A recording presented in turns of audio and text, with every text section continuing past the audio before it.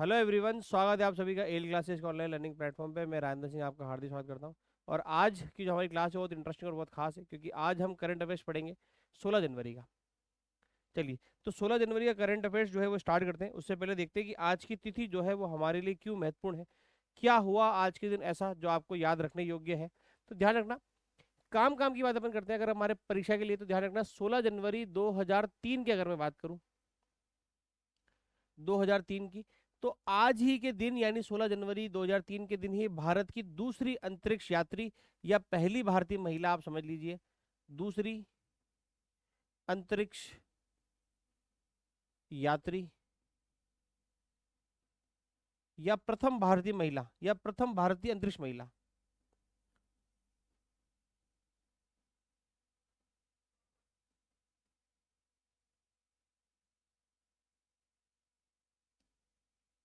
अंतरिक्ष महिला यात्री,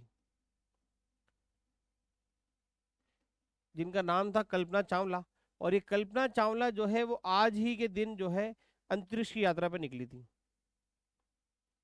कल्पना चावला आज ही के दिन यानी 16 जनवरी 2003 के दिन ही ये जो है हमारे जो भारत की तरफ से अंतरिक्ष यात्रा पे निकली थी और भारत को रिप्रेजेंट करती है। पर पहली अंतरिक्ष महिला है ये। और दूसरी वैसे जो है दूसरी यात्री है। पहली जो है वो पहले जो है वो राकेश शर्मा, जिनके बारे में भी अपन ने 2 से 3 दिन पहले इनके बारे में बात करी थी। तो ये थोड़ा सा ध्यान रखना 2003 का। एक आप नाम ध्यान रख सकते हैं, तिथि आपसे पूछेंगे नहीं कभी, पर ये आपसे नाम ध्यान रखें आप इसके बारे में। 1901 के अंदर जो है यानी 16 जनवरी 1901 को देहांत हुआ यानी निधन हुआ। निधन के लिए ध्यान रखें। अब आपसे डेट नहीं पूछेगा, पर इन इंसान का नाम ध्यान रखें। उनका नाम था महादेव गोविंद रानडे। महादेव गोविंद रानडे। महादेव गोविंद रानडे, जिनको आप कहीं कहीं पे एम जी रानडे के नाम से भी पढ़ेंगे, इसको एम जी रानडे भी बोलते हैं, वो यही है महादेव गोविंद रानडे। इनका निधन हुआ था। काम के लिए हमारे क्यों इंपॉर्टेंट है, क्योंकि ध्यान रखना इन्होंने जो है प्रार्थना सभा की स्थापना करी थी। प्रार्थना सभा जो कि महाराष्ट्र के अंदर काफी चर्चित थी ये। और इसकी स्थापना जो है किसने करी थी, ध्यान रखना, तो इसकी स्थापना करी थी किसने, एम जी रानडे ने। तो ये आप थोड़ा सा इसके बारे में ध्यान रखें। और प्रार्थना सभा के बारे में एम जी रानडे का नाम है, ये इनका नाम ध्यान रखें, प्रार्थना सभा ध्यान रखें। ये वैसे आर्य समाज से भी जुड़े हुए थे, है ना। और बाल विवाह और विधवा पुनर्विवाह के लिए भी जो है इन्होंने खूब काम करा है। बाल बाल विवाह को रोकने के लिए भी ये काफी ज्यादा अग्रसर थे, और विधवा पुनर्विवाह को लेकर भी काफी अग्रसर थे। तो एम जी रानाडे का नाम ध्यान रखें, और इनके द्वारा चालू की गई प्रार्थना सभा, इसका भी जो है आप ध्यान रखें। ठीक है, चलिए अपन स्टार्ट करते हैं अपनी क्लास और देखते हैं आज के लिए क्या करंट अफेयर जो है महत्वपूर्ण है। तो देखिए, राजस्थान इंटरनेशनल फिल्म फेस्टिवल, जिसको हम बोलते हैं रिफ, राजस्थान अंतर्राष्ट्रीय फिल्म फेस्टिवल, रिफ जो है इस बार का लाइफ टाइम, टीम टाइम नहीं है, टाइम है ना, लाइफ टाइम है ये।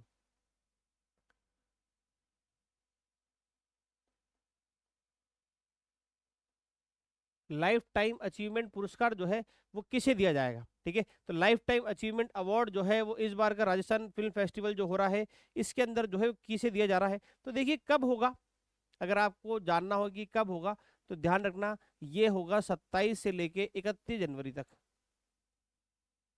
ठीक है, कहाँ होगा, तो ये होगा राजधानी जयपुर के अंदर। कौन है इसके संस्थापक, कौन है इसके संस्थापक, तो उनका नाम है हर्ष। ठीक है, क्या नाम है, हर्ष जो है वो उनका नाम है, जो इसके जो है संस्थापक है। हर्ष जो है इनका सरनेम है, वैसे सोमेंद्र हर्ष नाम है, मैं आपको पूरा बता देता हूँ। इनका जो पूरा नाम है सोमेंद्र हर्ष है, बाकी हर्ष बोलते हैं सब जन इनको। तो इनका पूरा नाम जो है वो है सोमेंद्र हर्ष, सोमेंद्र हर्ष। ठीक है, और थीम क्या है इस बार की, इस बार की जो थीम है वो है युवा, युवा एवं फिल्म हेरिटेज। युवा एवं फिल्म हेरिटेज जो है वो इस बार की थीम है। ठीक है, और कौन सा संस्करण है, कौन सा संस्करण है, तो ये 10वां संस्करण है। ठीक है, कौन सा संस्करण है, 10वां। तो ये हमारे लिए रिफ की जो है काम काम की बातें हैं वो ये है। तो ये आप थोड़ा सा ध्यान रखें, जो इस चीज की काम की बातें हैं यहाँ पे। अच्छा, अब इस बार जो है काम के लिए हमारे लिए महत्वपूर्ण ये, कि महत्वपूर्ण क्या चीज है कि लाइफ टाइम अचीवमेंट किसको दे रहे हैं।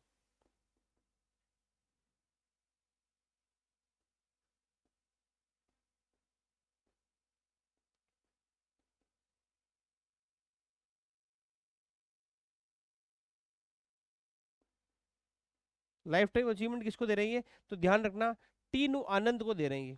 किसको दे रहे हैं, टीनू आनंद जो है इनको दिया जा रहा है लाइफ टाइम अचीवमेंट अवार्ड। ठीक है, तो राजस्थान के अंदर जो राजस्थान इंटरनेशनल फिल्म फेस्टिवल होने वाला है, इसके अंदर जो है किसको दिया जा रहा है, तो ध्यान रखना ये जो है टीनू आनंद को जो है वो दिया जा रहा है। टीनू आनंद जो है उसका सही जवाब हो जाएगा, जिन्होंने अपना जो है पूरा जीवन सिनेमा को न्यौछावर कर दिया है। तो उनको ऑनर करने के लिए, उनको सम्मान देने के लिए हम जो है life time achievement award Rajasthan का ये दे रहे हैं।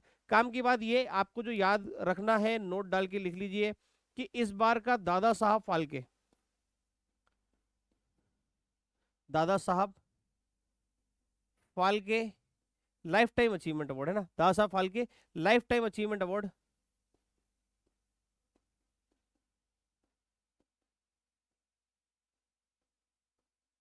लाइफ टाइम अचीवमेंट किसको मिला है, तो ये ध्यान रखना ये मिला है वहीदा रहमान को।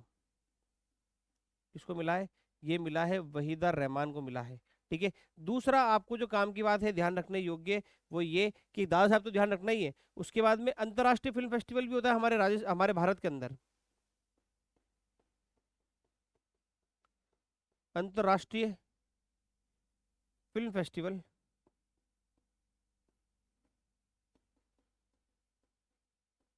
कहाँ पे हुआ है ये, तो ये हुआ है गोवा के अंदर। ठीक है, और इसमें जो है किसको मिला है लाइफ टाइम अचीवमेंट अवार्ड, ये ध्यान रखना। इसके अंदर जो है लाइफ अंतर्राष्ट्रीय है, तो आप थोड़ा सा इसको बिल्कुल ध्यान रखें। और इस बार का इसमें जो है लाइफ टाइम अचीवमेंट अवार्ड की अगर अपन बात करें,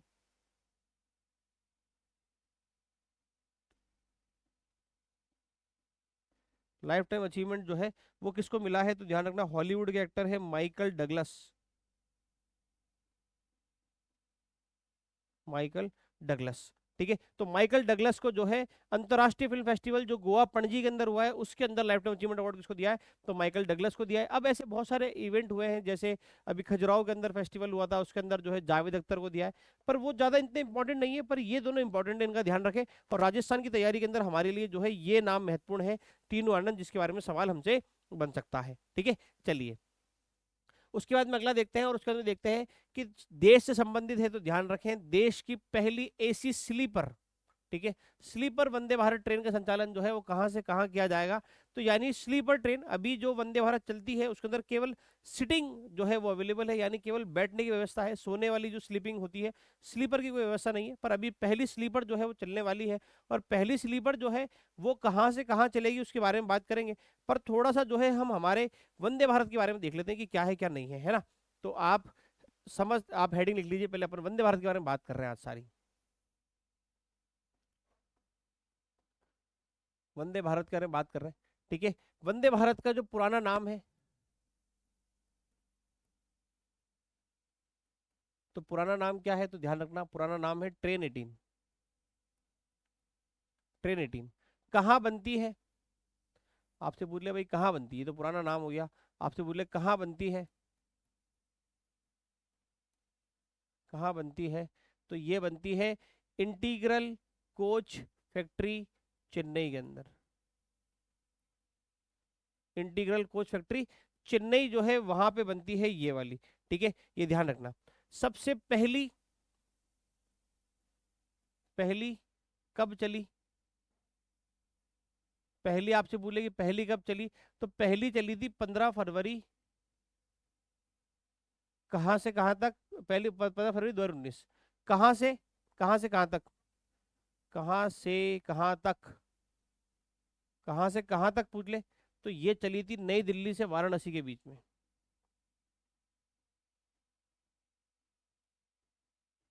नई दिल्ली से वाराणसी जो है, वाराणसी से नई दिल्ली, इस रूट पे जो है वो पहली चली थी। ठीक है, अगर अब आपसे पूछ ले अपने राजस्थान के अंदर जो है, राजस्थान के अंदर जो है वो पहली कब चली, तो देखो राजस्थान से जो पहली है, अब बात कर रहे हैं अपन राजस्थान की। ठीक है, राजस्थान के अंदर क्या है इसका सीन, तो राजस्थान के अंदर जो है पहली जो हमारे वंदे भारत चली, तो पहली वंदे भारत चली थी कब, कहां से कहां, तो वो है अजमेर। इसको स्टार्टिंग में जयपुर से करा था, पर अजमेर से इसका जो है रूट है अजमेर से नई दिल्ली। ठीक है, पहली वंदे भारत जो है वो राजस्थान में कहां से चली है, तो अजमेर से नई दिल्ली, और उसकी तारीख, उद्घाटन की तारीख है 12 अप्रैल, और ट्रेन चलने की तारीख जो है वो है 13 अप्रैल 2023। 13 अप्रैल 2023। 2023, ठीक है। ध्यान रखना 13 अप्रैल 2023 जो है वो है पहली ट्रेन चलने की। फिर दूसरी हमारे यहाँ पे कब चली, तो दूसरी हमारे यहाँ पे चली, वो चलती है जोधपुर से और कहाँ तक, तो साबरमती तक। कहाँ से कहाँ से, दो जोधपुर साबरमती। कब चालू हुई, तो ये चालू हुई 7 जुलाई 2023। उसके बाद में तीसरी अभी चालू हुई है उदयपुर से जयपुर के बीच में, और ये चालू हुई है उदयपुर से जयपुर के बीच में। तीसरी उदयपुर से जयपुर। ये सवाल पूछा हुआ है अभी, शायद किसी कॉलेज लेक्चरर के पेपर में पूछा हुआ है ये वाला सवाल, है ना, कि तीसरी जो है कहाँ से कहाँ तक चलती है, तो उदयपुर से जयपुर की जो चलती है। और कब चालू हुई, तो ये चालू हुई 24 सितंबर 2023 को। एक ट्रेन और जो प्रस्तावित है, ये ध्यान रखना, अब ये प्रस्तावित है और ये कहाँ से कहाँ तक, तो ये जयपुर से लेके चंडीगढ़, जयपुर से चंडीगढ़ तक प्रस्तावित है ये, ना, कि ये ट्रेन चलेगी। प्रस्तावित है जयपुर से चंडीगढ़, तो ये भी थोड़ा सा ध्यान रखें। अब अपन बात करते हैं कुछ और, ठीक है। वंदे भारत का मरम्मत कार्य कहाँ होगा, अभी अभी हमने बात करी वंदे भारत का मरम्मत कार्य राजस्थान में चल रही है, तो मरम्मत कार्य जो है वो कहाँ करा जाएगा, तो ये ध्यान रखें, ये करा जाएगा भगत की कोठी रेलवे स्टेशन के ऊपर। भगत की कोठी रेलवे स्टेशन, ठीक है। दूसरा आपसे पूछ ले, पहली महिला लोको पायलट जिन्होंने वंदे भारत चलाई, पहली महिला लोको पायलट वंदे भारत चलाने वाली,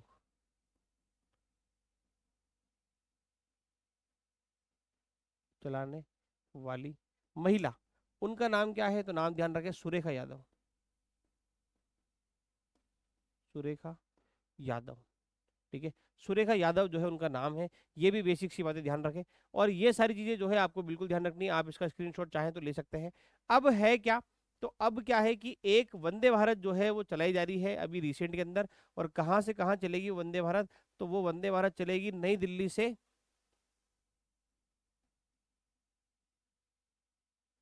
नई दिल्ली से मुंबई तक जो है वंदे भारत चलेगी।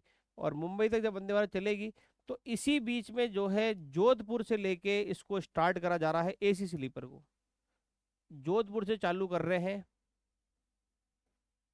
स्लीपर जो है राजस्थान के अंदर। जोधपुर से जो है वो ट्रेन चलेगी एसी स्लीपर वंदे भारत। कहाँ से चालू कर रहे हैं, जोधपुर से, है ना। रूट तो रहेगा नई दिल्ली से मुंबई का, पर जो स्लीपर स्टार्ट कर रहे हैं पहली बार, तो वो कहाँ से स्टार्ट होगी, तो वो होगी जोधपुर से, ठीक है। तो ये ध्यान रखें, Jodhpur railway station. Jodhpur railway station आपको वैसे भी ध्यान रखना है, प्लेटिनम ग्रेड का रेलवे स्टेशन है, प्लेटिनम ग्रेड का, प्लेटिनम ग्रेड मिला हुआ है, green building award, green building के अंदर प्लेटिनम रेटिंग जो है वो इसको मिली हुई है ग्रीन बिल्डिंग के अंदर, है ना। तो ये ध्यान रखना, हाँ, सर्वश्रेष्ठ रैंकिंग है, और भारत में पहला रेलवे स्टेशन है जिसको ये रेटिंग मिली है, ठीक है। तो दोनों बातें ध्यान रखना यहाँ पे भी, और ये वाली जो बातें अपन ने करी है ये तो आपके लिए इंपॉर्टेंट है ही, जिसके अंदर सारी बातें जो है अपन ने लिख दी है, जो भी आपकी जो है वंदे भारत से संबंधित है वो सारी बातें जो है वो इसके अंदर लिख दी गई है, ठीक है। तो ये ध्यान रखना भाई। अगले क्वेश्चन पे चलते हैं, और अगला है इलेक्ट्रो, इलेक्ट्रो है ये ना,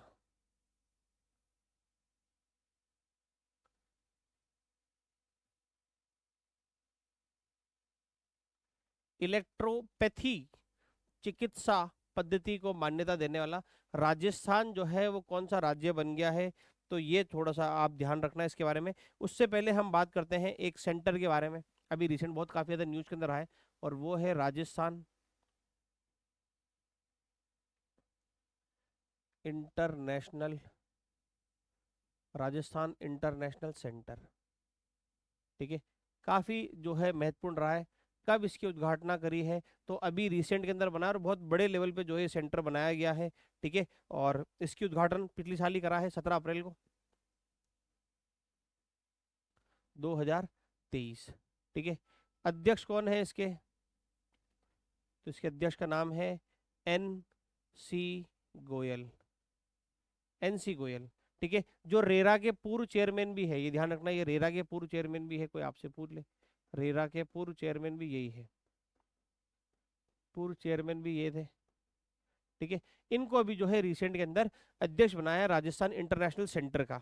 ठीक है, तो ये ध्यान रखना। अभी बहुत सारी कॉन्क्लेव यहाँ पे हो रही है, अपन ने पढ़ा था कि राजस्थान के अंदर फिल्म टूरिज्म को बढ़ावा देने के लिए भी यहाँ पे इवेंट करा गया। राजस्थान में फिल्म टूरिज्म या फिल्म पर्यटन को बढ़ावा देने हेतु भी जो है यहाँ पे एक इवेंट कराया गया, जिसकी थीम जो है अपन ने बात करी थी कि इसकी थीम जो है वो रखी गई है राजस्थान लगे कुछ अपना सा, राजस्थान लगे कुछ अपना सा। ठीक है, ये इसकी जो है अपन ने बात करी थी, थीम जो है वो इसकी रखी गई है। यहीं पे अभी आपने जो IGDIG सम्मेलन सुना है 5 से 7 जनवरी तक, वो भी जो है यहीं पे हुआ है राजस्थान के अंदर। जो है अभी आपने सुना होगा ना, राजस्थान में IGDIG सम्मेलन हुआ है, सम्मेलन जो 5 से 7 जनवरी तक हुआ था, वो भी यहीं पे हुआ था, है ना। वो सम्मेलन जो है उसका आयोजन भी कहाँ करा गया था, तो इसी के अंदर जो है वो करा गया था राजस्थान इंटरनेशनल सेंटर के अंदर। और यहीं पे जो है एक सेमिनार होता है 13 जनवरी को, 13 जनवरी तारीख थी, और 13 जनवरी को ही 13वां उसका एडिशन था, 13वां उसका संस्करण था, और वो जो है सेमिनार कराया गया, है ना, इलेक्ट्रो होम्योपैथी के ऊपर।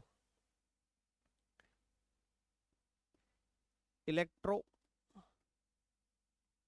इलेक्ट्रोपैथी, ठीक है, चिकित्सा,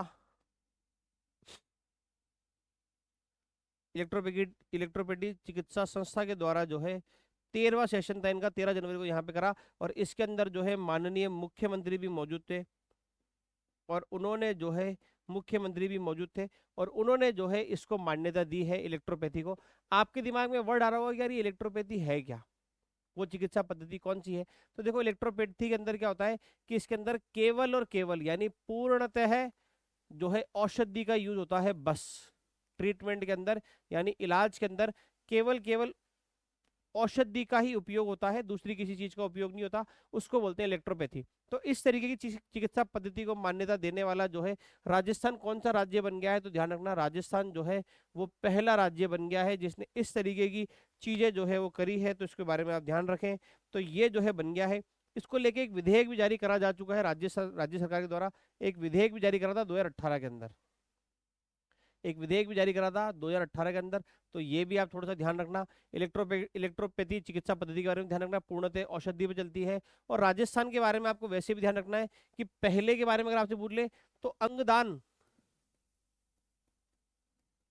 अंगदान की शपथ ली जाती है, उसमें भी पहला राज्य जो है वो अपना राजस्थान ही बना है, अंगदान की शपथ लेने के अंदर या अंगदान का संकल्प लेने के अंदर, है ना। तो वो भी राजस्थान कौन सा राज्य बना है पहला, जिसके बारे में अपन आगे आगे वाले क्वेश्चन के अंदर बात करेंगे। पर ये यहाँ तक थोड़ा सा आप ध्यान रखें, इलेक्ट्रोपैथ चिकित्सा पद्धति क्या होती है, राजस्थान इंटरनेशनल सेंटर भी ध्यान रखना, ठीक है। और यहीं पे जो है 13 जनवरी को हुई थी इलेक्ट्रोपैथी चिकित्सा संस्था की तरफ से एक चिकित्सा परिषद, संस्था नहीं है परिषद है, चिकित्सा परिषद के द्वारा जो है एक मीटिंग का आयोजन करा गया, जिसमें मुख्यमंत्री पार्टिसिपेट करते हैं, और उन्होंने जो है मान्यता दे दी है इसको, ठीक है। तो ये बातें आप थोड़ी सी ध्यान रखें। अपन चलते हैं अपने अगले क्वेश्चन के ऊपर। उसके बाद में है कि देश का पहला रीजनल ड्राइविंग ट्रेनिंग सेंटर जो है कहाँ बन रहा है, जहाँ पे देखो ड्राइविंग ट्रेनिंग सेंटर मतलब कि ड्राइवरों को जो है ट्रेनिंग दी जाएगी, तो जो ट्रक के और इनके ड्राइवर है उनकी जो है इसके अंदर जो है ट्रेनिंग दी जाएगी। तो अब ये कहाँ पे बन रहा है, तो पहले तो ये अजमेर जिले में था प्रस्तावित, पर अब ये एक नया जिला बन गया है। तो अब इन चारों ऑप्शन के अंदर आपसे पूछूं कि अजमेर से अलग होकर कौन सा नया जिला बना है, तो वो जिला है केकड़ी, ठीक है। तो केकड़ी के अंदर पहला बन रहा है, पर उसके बारे में अपन थोड़ी सी बात करते हैं, थोड़ा सा इसके बारे में कि नए जिले के बारे में थोड़ी सी बात करें, या केकड़ी के बारे में अपन नए जिले के बारे में बात करते हैं ना, नए जिले, ठीक है। तो ध्यान रखना बजट घोषणा कब करी, बजट के अंदर घोषणा कब करी थी, तो बजट के अंदर करी थी, ध्यान रखना बजट 2022-23 के अंदर जो है इसकी घोषणा करी। अब घोषणा करने से बनते नहीं है, जिलों को बनाने के लिए एक समिति बनाई जाती है, और समिति काफी महत्वपूर्ण है, आपको नाम अब तो पता ही पड़ गया होगा, काफी सारी चीजों में पूछ चुके हैं। तो ध्यान रखना जज थे हमारे यहाँ के, जिनका नाम है राम लुभाया, और राम लुभाया समिति जो है वो बनाई गई, और इस समिति की सिफारिश पे, इस समिति की सिफारिश पे ही 19 जिले जो है वो बनाए गए थे, ठीक है। 19 जिले जो है वो इसी समिति की सिफारिश पे जो है बनाए गए थे, तो इसके बारे में ध्यान रखना। 17 मार्च 2023 को इसकी घोषणा करी और 19 जिले बनाए गए। उसमें से अजमेर से अलग करके एक जिला बना गया, अजमेर से अलग करा इसको, है ना, ये ध्यान रखना किससे अलग करा, कभी ये भी सवाल पूछ लिया आपसे। तो अलग कर केकड़ी को नया जिला बनाया गया, ये ध्यान रखना, केकड़ी को नया जिला बनाया, केकड़ी को नया जिला जो है वो बनाया गया। केकड़ी से अलग किससे अलग करा था, तो अजमेर से अलग करा था। अब इस केकड़ी के अंदर ही जो है एक गांव है जहां पे नाम है सिंगावल, ठीक है। केकड़ी के अंदर ही एक गांव पड़ता है सिंगावल, और ये सिंगावल गांव के अंदर ही जो है, सिंगावल गांव के अंदर ही जो है क्या बन रहा है, तो ये बन रहा है driving training centre. Driving training centre यानी जो रीजनल ड्राइविंग ट्रेनिंग सेंटर है वो कहाँ पे बन रहा है, तो वो यहीं पे बन रहा है, ठीक है। अब ये जो ड्राइविंग ट्रेनिंग सेंटर बन रहा है ना, ये किस मॉडल पे आधारित है, तो ये आधारित है पीपीपी मॉडल के ऊपर, ठीक है। पीपीपी का मतलब होता है पब्लिक प्राइवेट पार्टनरशिप, कि सरकार, प्राइवेट कंपनी, ये दोनों मिलके बनाएगी, उसको बोलते हैं public private partnership. Public private partnership जो है वो ये है पीपीपी मॉडल के ऊपर। तो अब पब्लिक प्राइवेट पार्टनरशिप के अंदर फिर सरकार कौन है और इसके अंदर प्राइवेट कंपनी कौन है, तो ध्यान रखना इसके अंदर कौन कौन इसको मिलके बना रहे हैं। तो एक तो इसके अंदर है केंद्रीय सड़क एवं परिवहन विभाग, ठीक है। ध्यान रखना केंद्रीय की बात कर रहे हैं, केंद्रीय का मतलब है केंद्र सरकार यानी सेंट्रल गवर्नमेंट की बात करें, ध्यान रखना, ठीक है। अब केंद्र सरकार इसके अंदर है तो इसके साथ में राजस्थान सरकार भी होगी, तो इसके अंदर है राजस्थान परिवहन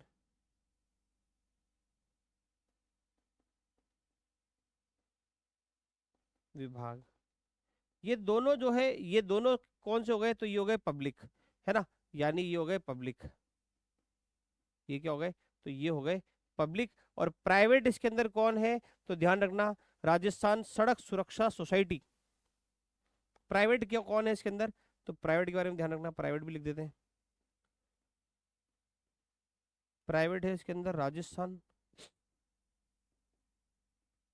सड़क सुरक्षा सोसाइटी। ये तीनों मिलके जो है इसको बना रहे हैं पब्लिक। इसके अंदर है केंद्रीय सड़क एवं परिवहन विभाग, राजस्थान परिवहन विभाग जो है ये इसके अंदर जो है पब्लिक है। प्राइवेट कौन कौन है, तो राजस्थान सड़क सुरक्षा सोसाइटी। ये मिलके जो है देश का पहला रीजनल ड्राइविंग ट्रेनिंग सेंटर जो है वो कहाँ बना रहे हैं, तो केकड़ी के अंदर बना रहे हैं। केकड़ी के अंदर भी गांव कौन से, तो सिंगावल। और इसके अंदर ध्यान रखना जो ट्रक होते हैं, हैवी व्हीकल जो होते हैं, उनकी ड्राइवरों की जो है वो ट्रेनिंग करवाई जाएगी यहाँ पे, ठीक है। तो ये महत्वपूर्ण सवाल है, आपसे पूछ सकते हैं, ध्यान रखना। नए जिले बनाए गए किनकी घोषणा पे, तो रामलुभाय समिति, इसका नाम भी ध्यान रखना, ठीक है।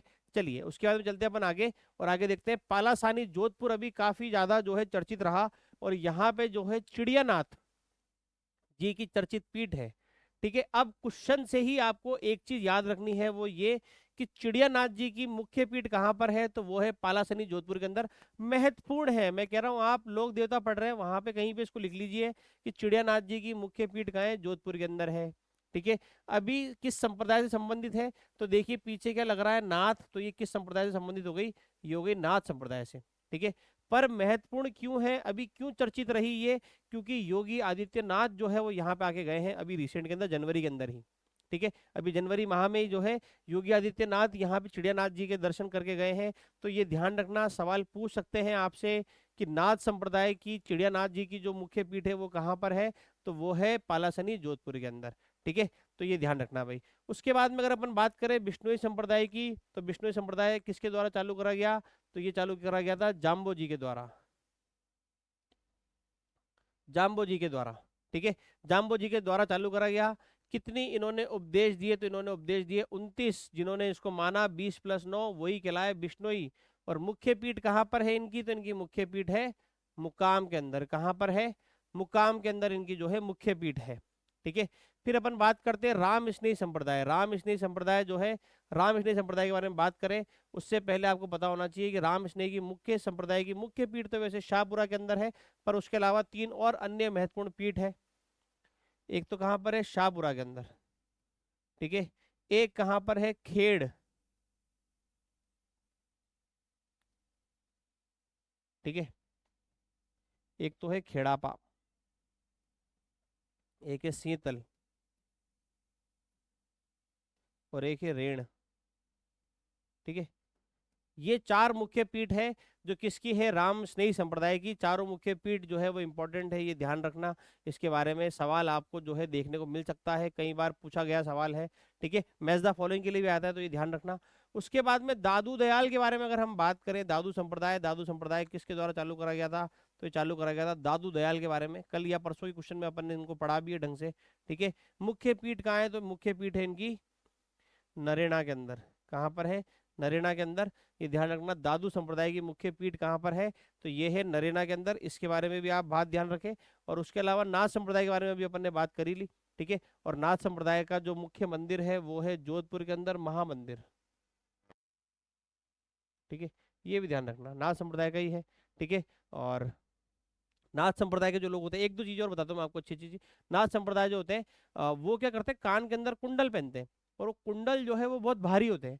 वो भारी होने की वजह से क्या होता है, कुंडल लटकना स्टार्ट कर देते हैं। लटकना स्टार्ट करते हैं तो जो कान का जो छेद है वो कंटिन्यू जो है वो बढ़ता जाता है। उस वजह से उनको जो है कनफटे साधु बोलते हैं।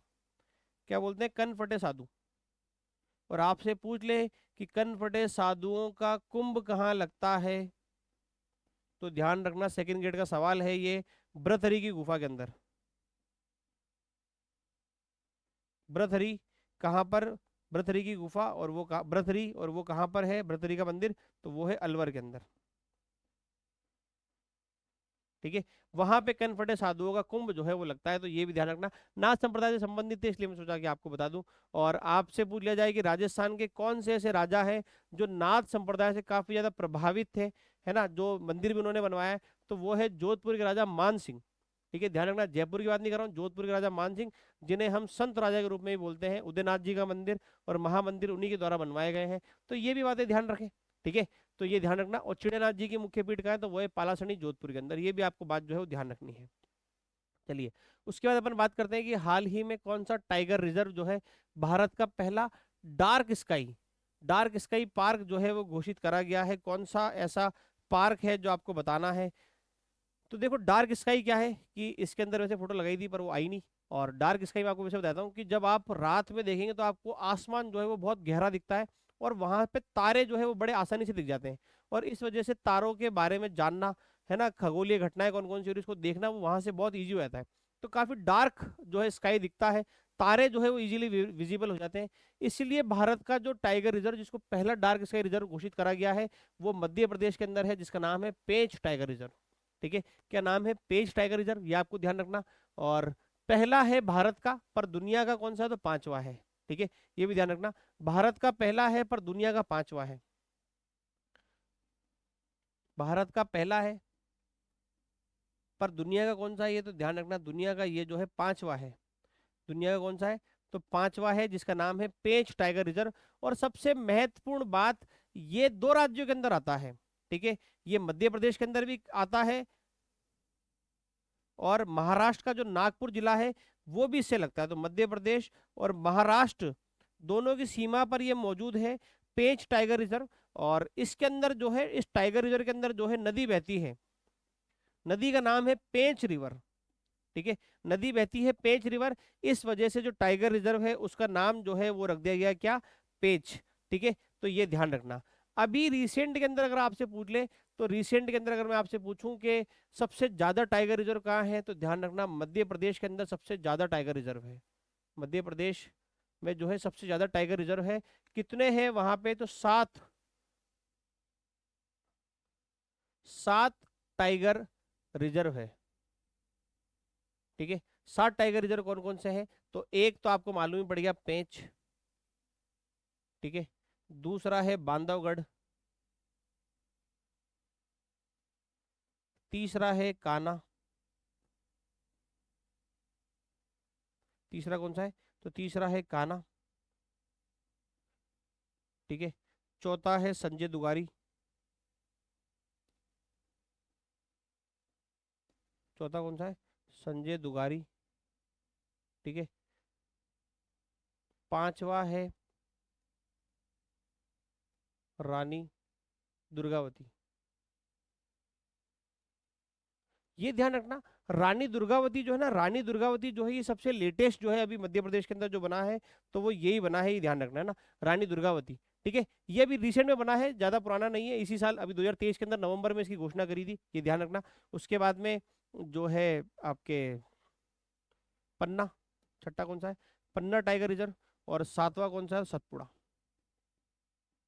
सतपुड़ा और पन्ना, ये 7 टाइगर रिजर्व है मध्य प्रदेश के अंदर। और मध्य प्रदेश इसी के साथ में जो है सबसे ज्यादा टाइगर रिजर्व जो है वो कहाँ पर है, तो ध्यान रखना, ये सबसे ज्यादा टाइगर रिजर्व भी मध्य प्रदेश के अंदर है। टोटल टाइगर रिजर्व आपसे पूछ ले पूरे भारत में कितने हैं, तो भारत में टाइगर रिजर्व है टोटल कितने, तो 55। ठीक है, 55 टोटल टाइगर रिजर्व है।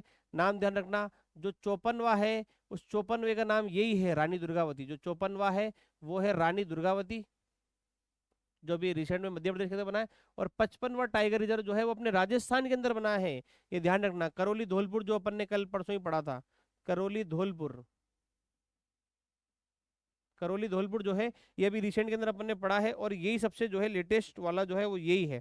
ठीक है, तो रानी दुर्गावती और करौली धौलपुर के बारे में आप बात ध्यान रखें। मैं आपको राजस्थान की बताता हूँ फटाफट फटाफट। टाइगर रिजर्व क्यों बनाने पड़े, तो ये ध्यान रखना, टाइगर रिजर्व बनाने की जरूरत इसलिए पड़ी क्योंकि टाइगर रिजर्व जो है हमने कब बनाया, तो प्रोजेक्ट टाइगर आया था। और प्रोजेक्ट टाइगर कब आया था, तो प्रोजेक्ट टाइगर आया था 1 अप्रैल 1973 को, 1 अप्रैल 1973 को जो है प्रोजेक्ट टाइगर आया था। और इस वजह से जो है हमने टाइगर रिजर्व बनाना स्टार्ट करे। आज के टाइम पे कितने हैं भारत के अंदर, तो आज के टाइम हो गए भारत के अंदर 55। राजस्थान में कितने हैं, तो राजस्थान के अंदर जो है 5 है। ठीक है, ये ध्यान रखना, मध्य प्रदेश में 7 है, राजस्थान में 5 है। सबसे पहले हमने बनाया रणथंबोर, दूसरा बनाया सरिस्का, तीसरा हमने बनाया मुकुंदरा,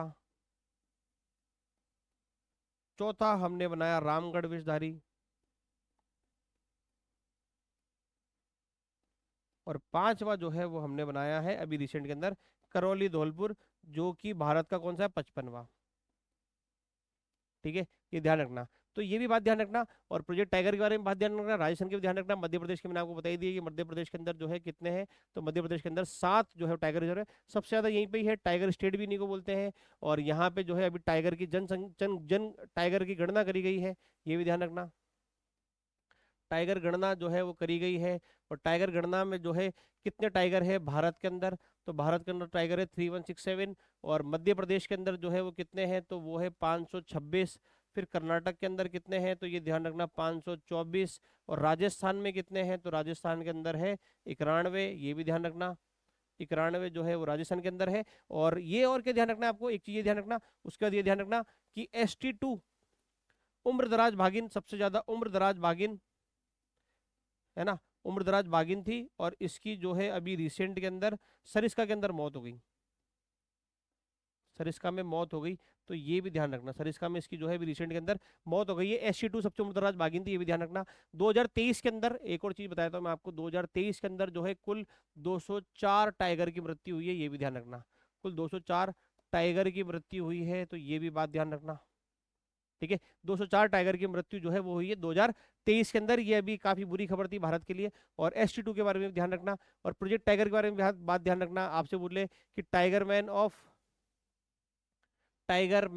ऑफ इंडिया कौन है, तो टाइगर मैन ऑफ इंडिया है हमारे कैलाश साकला। और आपसे बोले टाइगर मैन ऑफ राजस्थान कौन है, तो वो है हमारे कौन, तो फतेह सिंह राठौड़। ठीक है, ये सारी बातें अपन कर चुके हैं पिछली क्लास के अंदर भी, पर ये थोड़ा सा मैं आपको फटाफट से जो है चीजें रिवाइज करा रहा था।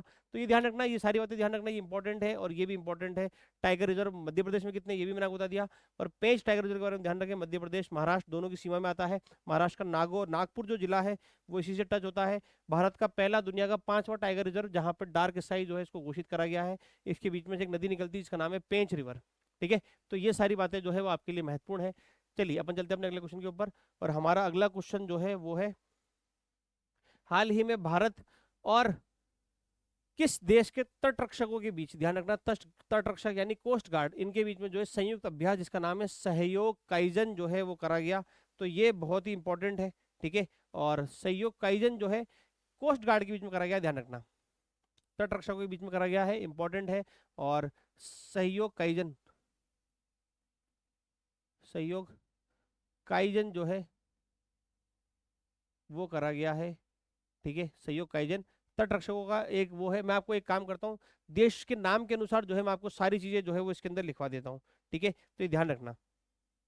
हम बात कर रहे हैं भारत और जापान की, भारत और जापान, ठीक है। भारत और जापान ने अभी जो है वो करा है सहयोग काइजन, सहयोग काइजन जो है वो इसका नाम है। कहाँ पे करा है? तो तटरक्षकों के बीच में करा है। और ये कहाँ हुआ है? तो ये हुआ है चेन्नई के बीच में, चेन्नई पे जो है हुआ है। किस किस के बीच में हुआ है? तो भारत और इनके जो है तटरक्षक जो है वो उनके बीच में हुआ है, ध्यान रखना, ठीक है। भारत और जापान के बीच में एक होता है धर्म गार्जियन,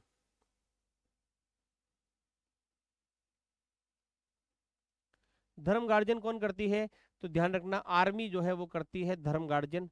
एक होता है वीर गार्जियन,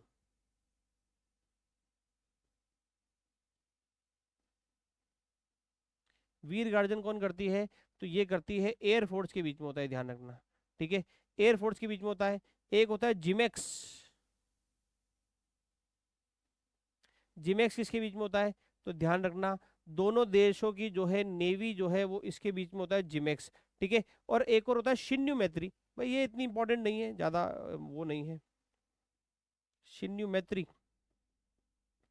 ठीक है। ये भी आर्मी के बीच में होता है, पर ये ऊपर वाली इंपॉर्टेंट है, भारत जापान के बीच में। और एक और काम की चीज मैं आपको बताता हूँ, ये तो इन दोनों के बीच में है केवल। अगर आप मल्टीनेशनल यानी बहुराष्ट्रीय की बात करें तो मैं आपको एक और एक्सरसाइज बताता हूँ, मालाबार, मालाबार जो कि क्वाड के देश करते हैं, जिसके अंदर भारत, ऑस्ट्रेलिया, जापान, यूएसए, ये चारों मिलके भी एक्सरसाइज करते हैं, इसको अपन मालाबार बोलते हैं।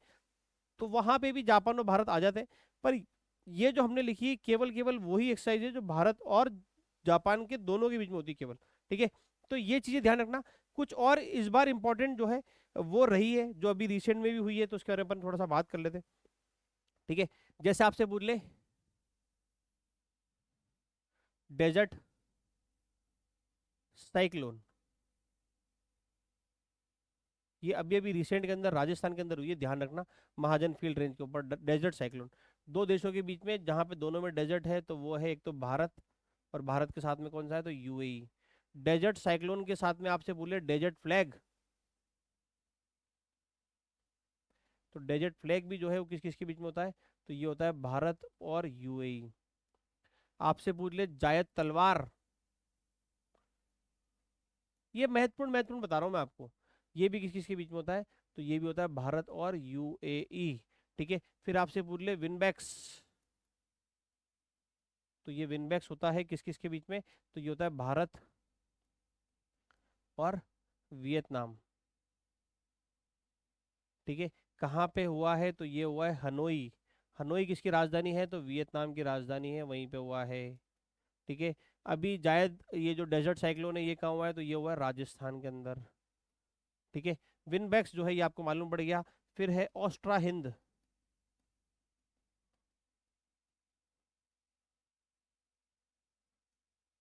ऑस्ट्रा हिंद जो है ये किस किस के बीच में हुआ है? तो ये हुआ है भारत और ऑस्ट्रेलिया। कहाँ हुआ है? तो पर्थ, पर्थ कहाँ पर है? तो ये है ऑस्ट्रेलिया के अंदर, ठीक है। पर्थ कहाँ पर है? ऑस्ट्रेलिया के अंदर, ठीक है। तो और इन इन दोनों के बीच में एक मालाबार हो रही है, वो मैंने आपको बता ही दिया है, तो ये भी ध्यान रखना है ना। फिर एक है सूर्य किरण, सूर्य किरण किस किस के बीच में? तो भारत, और भारत के साथ में कौन है? तो वो है नेपाल। कहाँ पे हो रही है? तो ये हुई है पिथौरागढ़ के अंदर, पिथौरागढ़ जो कि कहाँ पर है? तो हिमाचल के अंदर जो है पिथौरागढ़, वहां पे जो है ये रिसेंट के अंदर हुई है, ठीक है। तो ये थोड़ा सा ध्यान रखना। और एक होती है युद्ध अभ्यास, युद्ध अभ्यास, ठीक है। किस किस के बीच में होती है? तो भारत और यूएसए के बीच में होती है। और ये अभी कहाँ पे हुई है? तो ये हुई है अलास्का के अंदर, अलास्का जो है वहां पे हुई है। एक और मैं आपको बताता हूँ, उसका नाम है एक्सरसाइज संप्रीति, एक्सरसाइज संप्रीति। और एक्सरसाइज संप्रीति ये भी काफी महत्वपूर्ण है, इसके बारे में ध्यान रखना, ठीक है। और भारत और इसके बीच में थी बांग्लादेश के बीच में, भारत और बांग्लादेश जो है उनके बीच में होती है, और ये भी रिसेंट में कहाँ हुई है, तो ये हुई उमरोई के अंदर। उमरोई कहाँ है, मेघालय के अंदर। उमरोई कहाँ है, तो उमरोई है मेघालय के अंदर। तो ये भी एक महत्वपूर्ण सी जो है वो है, तो इनके बारे में आप थोड़ी सी बातें ध्यान रखना। एक इस साल जो काफी चर्चित रहेगी, अभी हुई नहीं है, अभी होगी, पर उसका नाम ध्यान रखें, त्रिशूल।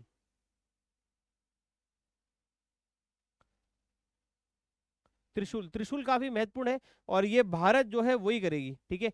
और भारत जो है बड़े लेवल पे इसको करने वाली है, इंडिया की ही है, ये ध्यान रखना, भारत की ही है त्रिशूल, और काफी महत्वपूर्ण है, तो ये ध्यान रखना, ठीक है। तो ये जो है हमारी आज की करंट अफेयर्स थी, और काफी जो है अच्छी क्लास थी, और मुझे लगा होगा कि आपको भी अच्छी लगी है। अगर अच्छी लगी है तो प्लीज़ क्लास को लाइक करिएगा, अपने फ्रेंड्स के साथ में शेयर करिए, और चैनल को अभी तक आपने सब्सक्राइब नहीं करा है तो चैनल को सब्सक्राइब करिए, ताकि ज़्यादा से ज़्यादा जो है लोग बाग करंट अफेयर्स का लाभ उठा सके। और एक प्रॉपर रजिस्टर फॉर्मेट तैयार कर लीजिए, क्योंकि वैकेंसियाँ बहुत सारी लाइंड अप है, और आपको करंट अफेयर्स जो है वो एक कहीं ना कहीं महत्वपूर्ण रोल प्ले करती है। तो इसलिए आप करंट अफेयर्स को थोड़ा सा ध्यान से पढ़ें, समझ के पढ़ें, ठीक है। तो चलिए मिलते हैं फिर आपसे अगली क्लास के अंदर, तब तक के लिए जय हिंद, जय भारत।